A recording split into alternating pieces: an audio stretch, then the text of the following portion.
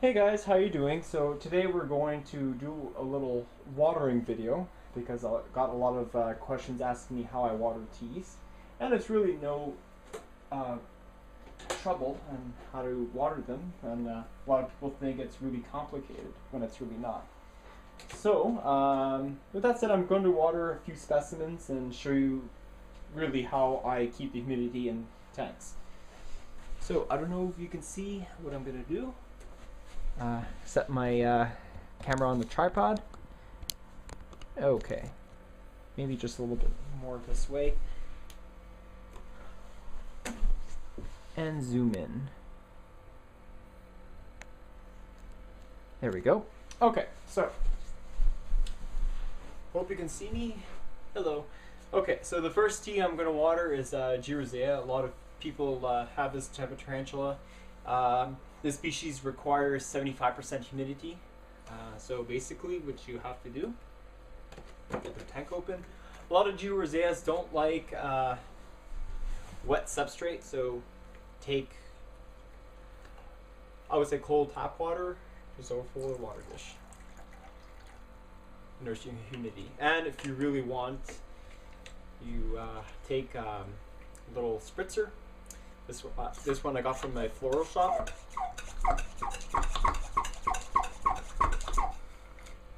And you just spray like that and keep one side completely dry. So basically that's how you keep water for g.rosea, Chilean rose. And basically same watering technique for the pole stripes and the g.rosea polka, the Brazilian black. Okay, so now we're going to start off with one of your Ivics, because Ivics are kind of tricky to keep the humidity.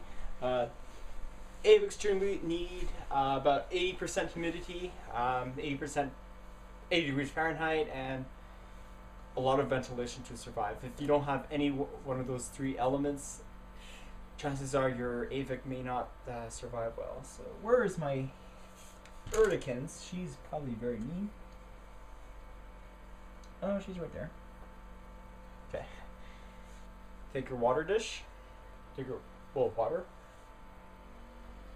Spray it with a little water. And this one you're going to have to mist quite a bit. So pump it and spray.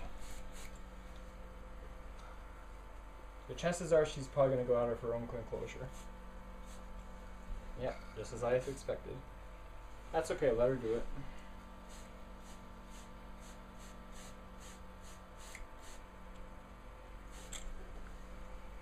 Oh, no. Uh-oh. Yeah, that's cool. I could watch her.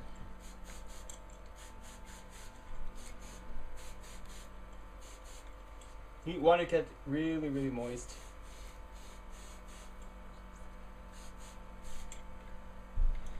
Yeah, okay. Show you how I got my 8 Erdikins out. She's just loving my chalkboard. Okay.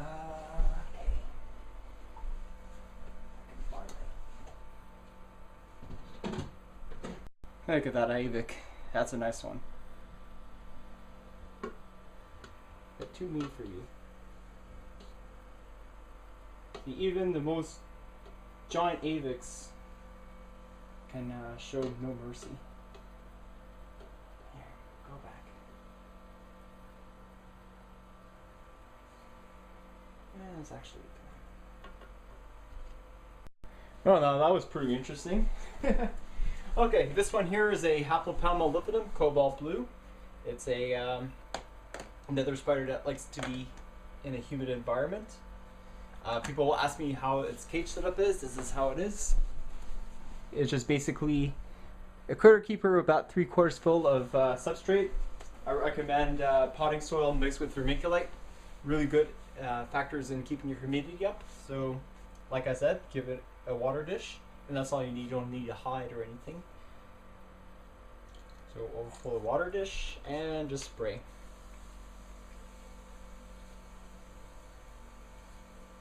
Sometimes with species like H. lividum, your T. blondie, you may want to do this maybe once or twice a week. Actually, twice a week would be much more better, depending on how humid it is. But don't keep it too humid because you don't want to attract mold. Mold is very bad for your tarantula because what happens is that it can infect the book lungs and can cause a bad infection and may cause your tea to die. So that's basically how you water H. lividum. So now I'll take one of the Lasiodora species and show you how we can take care of those. Okay, so this one here is my l.difficilis, the Brazilian fire-red beardeer. Watch this, she's gonna go crazy. It's a species that can be kept very similar to the g.rosea. They like it just slightly a bit moist. So once again, provide a water dish, and you're gonna see her attack. She's pretty mean, like zero tolerance. So once again, you pump.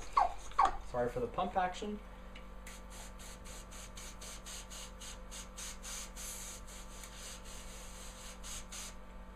Oh, and then she's trying to come up.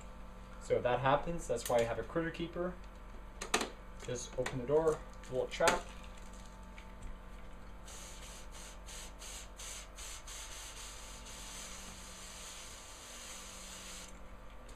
And that's it. That's basically how you can do this with your LPs. Alright, for Nandu, this one here is a Colorado velocis, the Brazilian black and white. Same thing as you did with the Lasiodora species. Give it a water dish and you just spray. So, very important, again, if I stress this enough, probably did. Don't water your tea because it might be very stressed. And yeah, she's gonna come out. Hey, little Nina.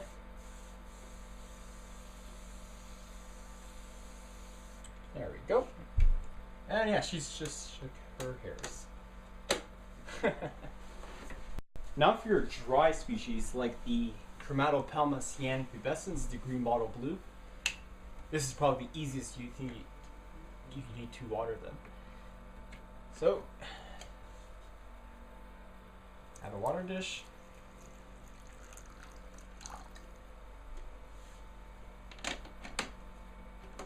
That's it. You don't need to water the substrate because green bottle blues really despise wet substrate. Okay, this is for a pokey. This one here is my p.metallica, Goody Sapphire Ornamental. Make sure she's in a good place. Yeah, she's behind her log. Water dish. And she just got out. That's going to be a really trouble to get her. Okay.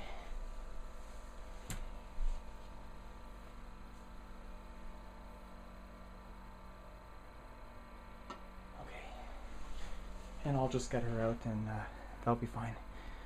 Okay. Slowly close it.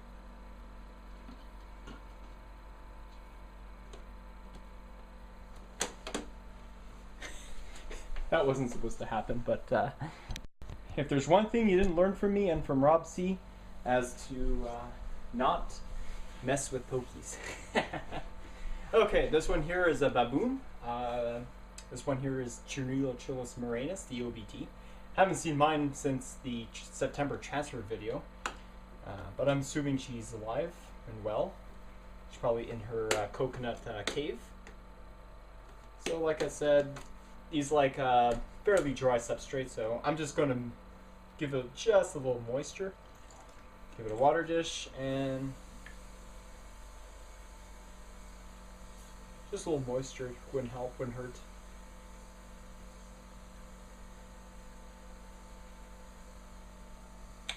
That's it.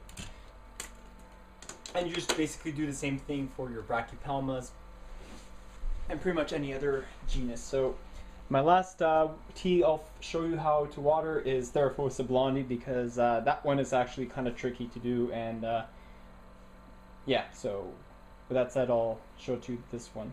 It's the last one. Now this will be the last one I'll do. Show you how to water a T. blondie, Goliath bird eater.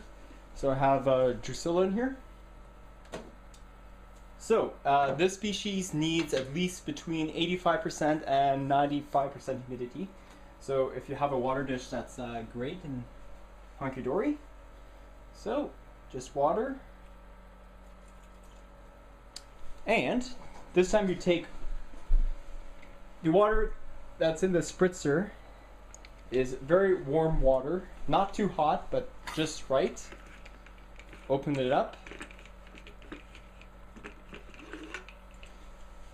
And you just gently water over the substrate.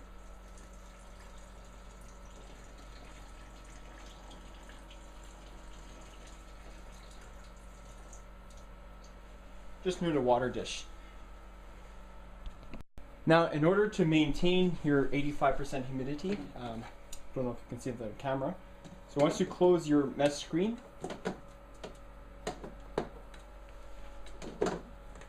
just take a little towel, like here, and just cover most of the mesh cover. So you can see right here, this time it'll help retain the moisture better. So guys, that was quite an interesting watering video, and totally did not expect the p.metallica and the A. urticans escape on me. So with that said, hope you enjoy this watering video, and it's basically how I do it with all the other species. So once again, hope you enjoy it, and stay tuned for the other videos to come. Alright guys, peace.